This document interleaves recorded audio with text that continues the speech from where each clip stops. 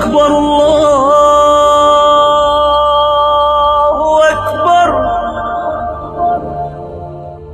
کہتے ہیں کہ کسی ایسی حدیث میں ہے کہ حضرت ابو ذر رضی اللہ تعالی عنہ فرماتے ہیں کہ میں الٹا لیٹا ہوا تھا تو حضور نے مجھے پاؤں سے ہلا کے فرمایا کہ یہ اس طرح لیٹنا جو ہے یہ جہنمیوں کا انداز ہے۔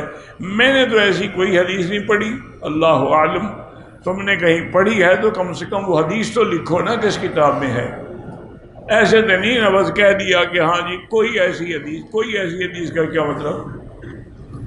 ہاں ایک بات یہ علماء نے لکھی ہے کہ داہنی ہاتھ پہ داہنی کروٹ پہ لیٹنا جو ہے یہ سنت الانبیاء والمرسلین۔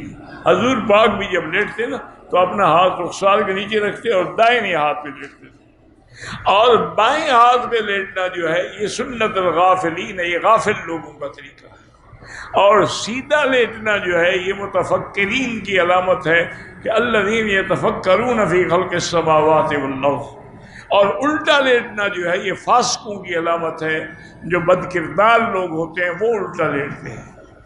یہ تو ہے لیکن حدیث میں نہیں۔